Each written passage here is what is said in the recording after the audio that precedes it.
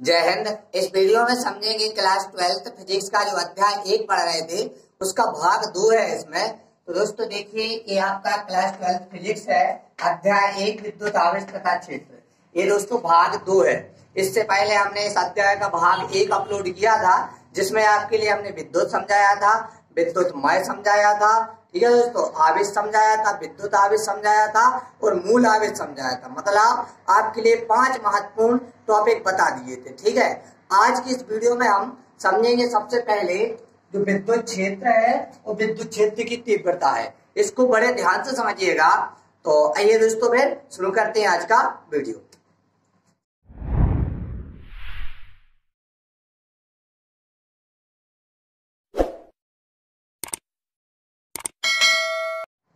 Welcome back. तो देखिएगा दोस्तों, सबसे पहले हम समझते हैं विद्युत क्षेत्र क्या कहलाता है। ध्यान से समझिएगा, जो विद्युत क्षेत्र है ये विद्युत आवेश का वह क्षेत्र है। ध्यान से समझिएगा, विद्युत क्षेत्र क्या कहलाता है? विद्युत आवेश का वह क्षेत्र जहां तक कोई अन्य आवेश आकर्षण या प्रतिकर्षण बल को फील करता हो। देखिए ध्यान से समझिएगा, हम क्या कह रहे हैं आपसे कि विद्युत आवेश का वह क्षेत्र जहां तक कोई अन्य आवेश, ठीक है दोस्तों, जहां तक कोई अन्य आवेश आकर्षण या प्रतिकर्षण बल को क्या करता हो, फील करता हो, अनुभव करता हो, वह क्षेत्र क्या कहलाता है? आपका विद्युत क्षेत्र कहलाता है। देखिए जैसे मान लीजिए हमने यहाँ पे Q1 आवेश लिया, ठीक है, क्या आवेश लिया हमने? Q1 आवेश लिया और एक विद्युत आवेश का क्षेत्र यहाँ पे U है। ठीक है दोस्तों, विद्युत आवेश का एक क्षेत्र क्या है? U है। यहाँ पर एक अन्य आवेश है Q2। ठीक है दोस्तों, यहाँ पे अन्य आवेश क्या है? एक Q2 है। यह है जितने आकर्षण या प्रतिकर्षण बल को फील करता हो। जैसे मान लीजिए ये E आकर्षण या प्रतिकर्षण बल को फील कर रहा है, तो ये E क्या कहलाएगा दोस्तों? आपका विद्युत क्षेत्र कहलाएगा। ठीक है, आप परिभाषा ध्यान से समझिएगा कि विद्युत आवेश का वह क्षेत्र जहां तक कोई अन्य आवेश आकर्षण या प्रतिकर्षण बल को फील करता हो, विद्युत क्षेत्र कहलाता है। ठीक है दोस्तों, फील का मतलब है अनुभव करता हो। ठीक है, तो समझ गए होंगे आप कि आपको ये याद रखना है कि विद्युत आवेश का एक ऐसा क्षेत्र जहां पर कोई अन्य आवेश, जैसे हमने यहाँ पे Q2 लिया है, वो कितने आकर्षण या प्रतिकर्षण बल को फील कर रहा है, उसकी माप क्या कहलाती है? आपकी विद्युत क्षेत्र कहलाता है। ठीक है, समझ गए होंगे दोस्तों। तो ये आपका विद्युत क्षेत्र कंप्लीट होता होगा। अब आगे दोस्तों आपके लिए समझना है विद्युत क्षेत्र की तीव्रता। ठीक है ना, विद्युत क्षेत्र की क्या समझना है दोस्तों? आपको तीव्रता समझना है।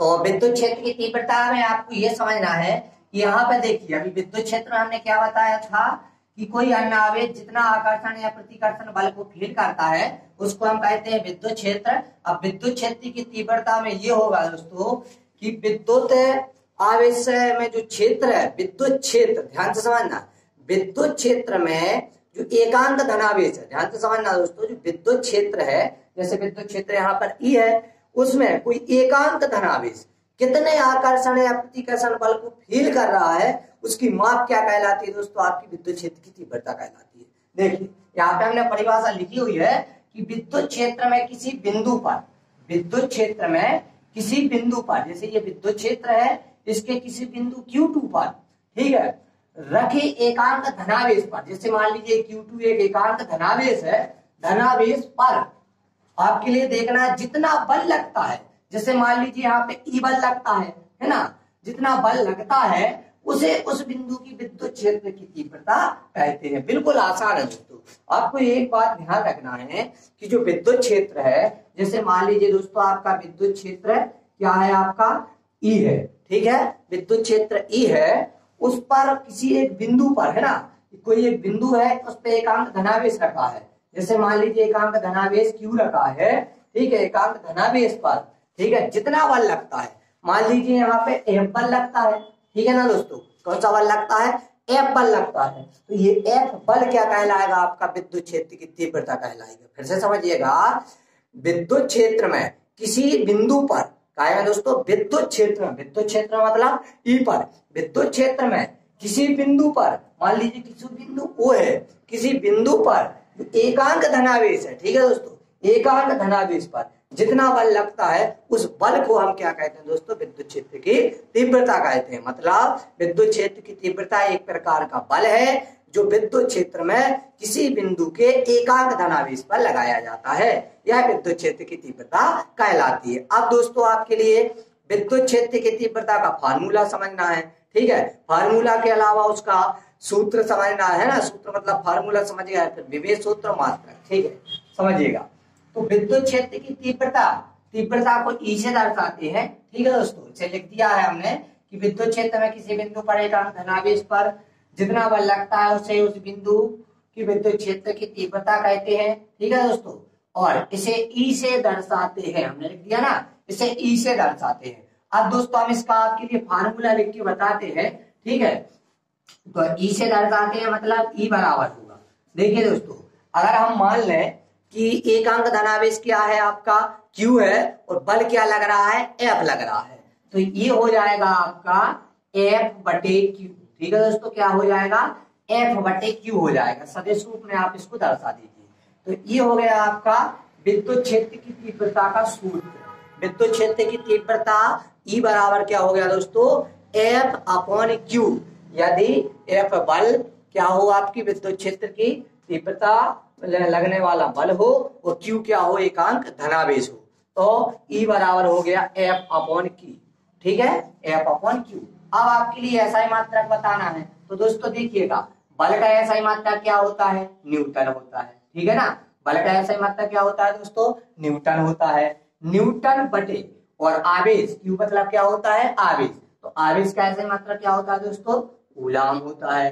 तो ये हो गया है आपका एसआई मात्रक न्यूटन प्रति कूलाम, बटे मतलब होता है प्रति, तो आप इसका एसआई मात्रक लिख सकते हैं न्यूटन प्रति कूलाम। तो विद्युत क्षेत्र की तीव्रता का एसआई मात्रक क्या हो गया दोस्तों, न्यूटन प्रति कूलाम, ठीक है। अब आपके लिए विमीय सूत्र, विमीय सूत्र ध्यान से समझिएगा, विमीय सूत्र आपके लिए ध्यान से समझना है। तो दोस्तों देखिए, सबसे पहले आप बल का विमीय सूत्र लिखिए। यदि बल का भी नहीं है आपके लिए मालूम, तो आप द्रव्यमान गुणित त्वरण कर दीजिए। द्रव्यमान गुणित त्वरण करने के बाद भी यदि आपको मालूम नहीं है तो आप त्वरण का भी फार्मूला लगा दीजिए और आप बल का निकाल लीजिए। यहाँ पे ऑलरेडी हम बल का बता रहे हैं आपके लिए। तो दोस्तों देखिए, बल का विमीय सूत्र होता है MLT-2, ठीक है। बल का विमीय सूत्र MLT-2 होता है, ठीक है। तो अब दोस्तों आपके लिए बताना है काय का, कूलाम मतलब आवेश का।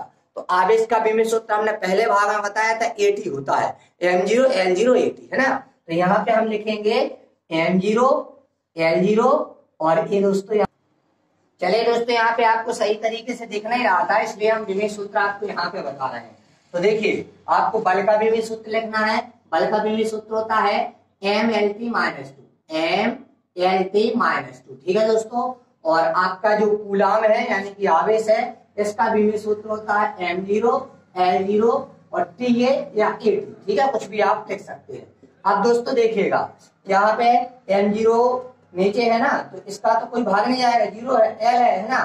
तो आप देखिए किस टाइप से बनेगा, ये T के ऊपर 1 की घात मानी जाएगी, कुछ की घात ना हो जब भी तो 1 की मानी जाती ना, तो 1 की घात जाएगी ऊपर जाती है तो होती है ऋण में, ऋण और ऋण हो जाएगा धन। मतलब दोस्तों देखिए, M का तो M रहेगा, है ना, L का क्या रहेगा दोस्तों, L रहेगा। और ये T है, जो T ऊपर जाएगा, 2 पहले से एक और हो जाएगा, तो कितने हो जाएंगे दोस्तों आपके, सॉरी यहाँ पे T में लिखना है आपको, है ना। तो T के ऊपर 2 और 1 3 हो गए, है ना। और A है दोस्तों नीचे, ऊपर जाएगा तो माइनस में हो जाएगा। तो इसका जो विमीय सूत्र बन जाएगा दोस्तों, ये बन जाएगा MLT-3 A-1, ठीक है, मतलब 1 के ऊपर -1 की घात, ठीक है।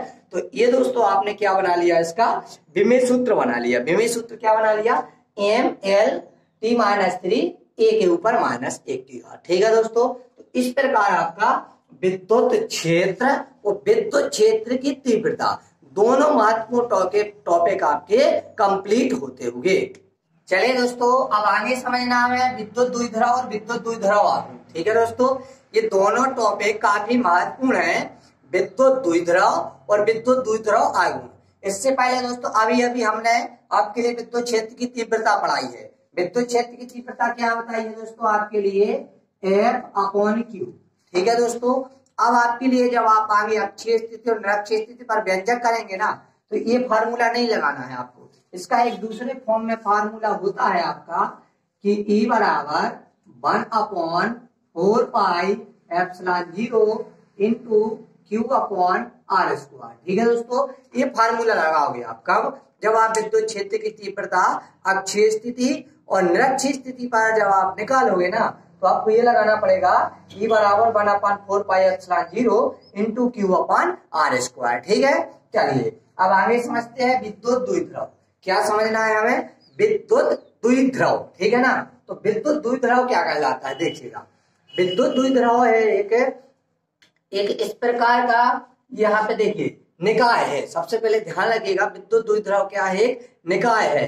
तो विद्युत द्विध्रुव हम किस निकाय को कहते हैं, ये आप ध्यान से समझिएगा। ठीक है, तो देखिए लिखा हुआ है कि वह निकाय जिसमें दो बराबर, ध्यान से समझना, वह निकाय जिसमें दो बराबर, कैसे दो बराबर, वह विपरीत प्रकार के आवेश, वह विपरीत प्रकार के आवेश एक दूसरे से अल्प दूरी पर स्थित होते हैं। देखिए जैसे हमने ले लिया बराबर आवेश ले लिया हमने, एक ले लिया हमने Q1, एक ले लिया हमने Q2। ठीक है दोस्तों, लेकिन ये हमने ले लिया माइनस वाला, ये ले लिया हमने प्लस वाला। ध्यान से समझना, दो बराबर आवेश लिए हमने Q1 Q2, लेकिन विपरीत प्रकार के, माने एक माइनस एक प्लस वाला। तो ये क्या होंगे? अल्प दूरी पर स्थित होंगे। अल्प दूरी मतलब यहाँ पे मान लीजिए आप कि ये कितनी दूरी पर स्थित है, यहाँ पे 2L दूरी पर स्थित है। ठीक है दोस्तों, किस पर स्थित है? 2L दूरी पर है। तो इसको हम क्या करेंगे? विद्युत द्विध्रुव। क्या कहेंगे? विद्युत द्विध्रुव। ठीक है, अच्छा विद्युत द्विध्रुव की परिभाषा फिर से समझिएगा कि वह निकाय जिसमें दो बराबर व विपरीत प्रकार के आवेश एक दूसरे से अल्प दूरी पर स्थित होते हैं, विद्युत द्विध्रुव कहलाता है। एक ऐसा निकाय है विद्युत द्विध्रुव जो क्या करता है, उसमें दो बराबर आवेश तो होते हैं, लेकिन कैसे होते हैं? विपरीत प्रकार के होते हैं। और कितनी दूरी पर स्थित होंगे? बिल्कुल कम से कम दूरी पर। अल्प मतलब क्या होता है दोस्तों? कम से कम दूरी पर, मतलब अल्प दूरी पर। ठीक है, स्थित होते हैं, उसे हम क्या कहते हैं? विद्युत द्विध्रुव कहते हैं। ठीक है, अब आगे इसी से रिलेटेड टॉपिक है आपका विद्युत द्विध्रुव आघूर्ण। थोड़ा सा अंतर है बस, विद्युत द्विध्रुव आघूर्ण, इसको हम दूसरे फॉर्म में दर्शाएंगे। जैसे दोस्तों इसका आवेश हम पूरा क्या मान लें दोस्तों? हम Q मान लें। क्या आवेश मान लें दोस्तों? हम Q मान लें। ठीक है, इनटू, और ये दूरी क्या मान लें हम?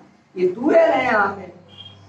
तो विद्युत द्विध्रुव आघूर्ण क्या कहलाएगा? जो उसका एकांक धनावेश Q है और उनके बीच की जो दूरी है, उनके बीच की दूरी क्या है? 2L है।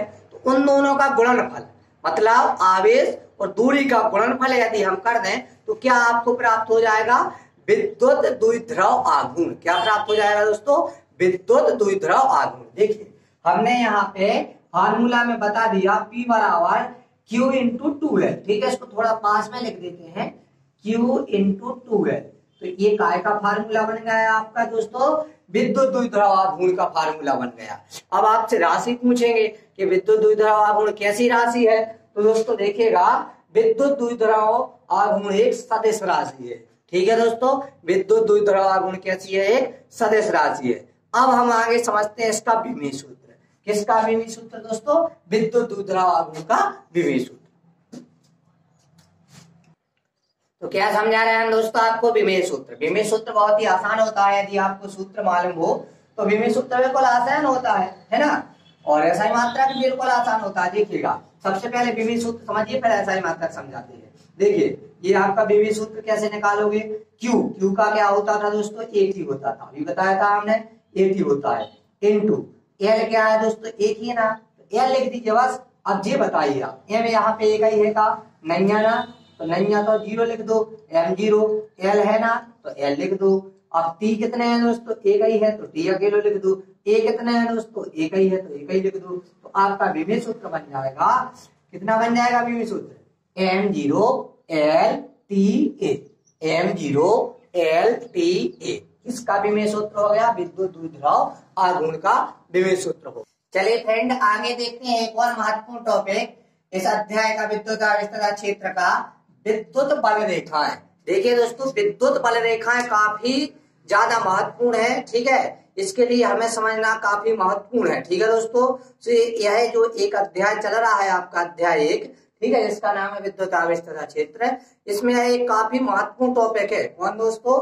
विद्युत बल रेखाएं। ठीक है दोस्तों, तो विद्युत बल रेखाओं को आप ध्यान से समझिएगा। ठीक है, चलिए दोस्तों, तो देखिए विद्युत बल रेखाएं किसे कहते हैं, आप ध्यान से समझिए। आपको चित्र बना के बता रहे हैं कि जो विद्युत बल रेखाएं हैं यह एक काल्पनिक वक्र है। विद्युत बल रेखाएं क्या है दोस्तों? आपकी एक काल्पनिक वक्र है। देखिए जैसे हमने एक चालक लिया है आपने, ठीक है, क्या लिया हमने? एक चालक लिया। तो विद्युत बल रेखाएं क्या है? एक काल्पनिक वक्र है। ठीक है दोस्तों, जिसमें से एकांक धनावेश प्रभावित हो सकता है। ठीक है ना, इस टाइप से ये हमने विद्युत बल रेखाएं का यहाँ पे चित्र बना दिया है। इनमें से क्या हो सकता है दोस्तों? एकांक धनावेश प्रभावित हो सकता है।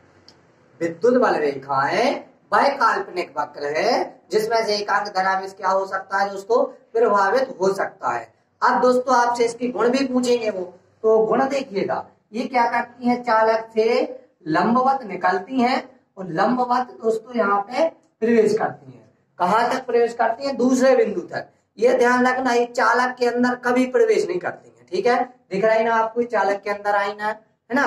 तो ये चालक के अंदर कभी प्रवेश नहीं करती हैं। अभी आपको गुण लिखना पड़ेंगे विद्युत बल रेखाओं के, तो ध्यान से समझिएगा। ये लंबवत निकलती हैं और लंबवत क्या करती हैं? यहाँ पे आती हैं। ठीक है दोस्तों, मतलब लंबवत निकलती है, लंबवत प्रवेश करती हैं, लेकिन चालक के अंदर कभी प्रवेश नहीं करती हैं। दूसरा दोस्तों इसका ये है कि क्या है? लचकदार डोरी के समान है। कैसी है दोस्तों? लचकदार डोरी के समान। ठीक है, तो समझिएगा, यहाँ पे लिख रखा है हमने। सबसे पहले आपसे पूछा जाएगा कि विद्युत बल रेखाएं किसे कहते हैं? विद्युत बल रेखाओं के गुण लिखिए। तो आप लिखोगे कि विद्युत बल रेखाएं वह काल्पनिक वक्र है जिसमें से एकांक धनावेश प्रभावित हो सकता है। एकांक धनावेश क्या हो सकता है दोस्तों? प्रभावित हो सकता है। ठीक है ना, तो क्या है? ये काल्पनिक वक्र है जिसमें से एकांक धनावेश प्रभावित हो सकता है। अब हमें समझना क्या है? यहाँ पे हमें समझना विद्युत बल रेखाओं के गुण। तो दोस्तों गुण आप पहले तो ये परिभाषा लिख दीजिए कि पहला आप हेडिंग डाल रही है विद्युत बल रेखाओं के गुण। विद्युत बल रेखाएं वह काल्पनिक वक्र है जिसमें से एकांक धनावेश प्रभावित हो सकता है। ये आपका पहला गुण हो गया। दूसरा गुण लिखिए, ये लचकदार डोरी के समान होती है। तीसरा गुण लिखिए कि ये एक दूसरे को कभी प्रतिच्छेद नहीं करती हैं। कभी कर रही ना एक दूसरे को, ये नहीं करती ना। चौथा लिखिए, ये चालक के अंदर कभी प्रवेश नहीं करती हैं। और पांचवा गुण ये लिख दीजिए कि लंबवत निकलती हैं, लंबवत प्रवेश करती हैं। तो इस प्रकार दोस्तों आपके विद्युत बल रेखाएं किसे कहते हैं और विद्युत बल रेखाओं के गुण हो गए। आप नीचे चित्र का नाम लिख दीजिए कि ये चित्र काय का बना है दोस्तों? आपका विद्युत बल रेखाएं।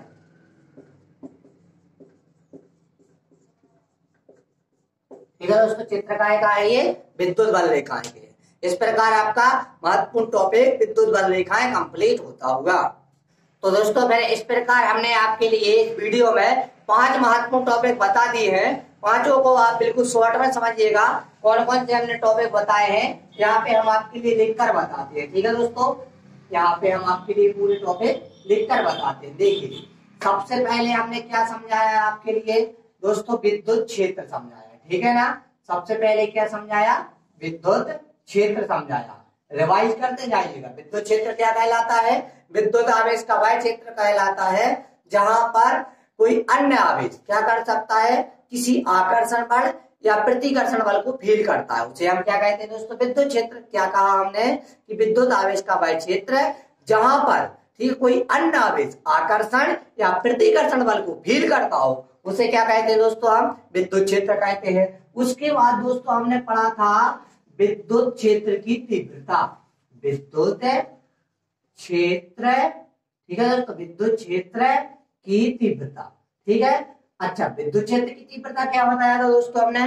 कि विद्युत क्षेत्र में, ठीक है, विद्युत क्षेत्र में किसी एक अन्य बिंदु पर स्थित एकांक धनावेश, किसी अन्य बिंदु पर स्थित जो एकांक धनावेश होता है, जितना बल को लगता है, ठीक है दोस्तों, जितना बल लगता है उस बल को हम क्या कहते हैं दोस्तों? विद्युत क्षेत्र की तीव्रता कहते हैं। जिसका सूत्र भी हमने बताया है कि विद्युत क्षेत्र की तीव्रता E बराबर होता है एफ अपॉन क्यू। ठीक है दोस्तों, ये हमने सूत्र बताया। और व्यंजक में आप सूत्र का मान रखना E बराबर 1/4 pi epsilon 0 into q upon r square.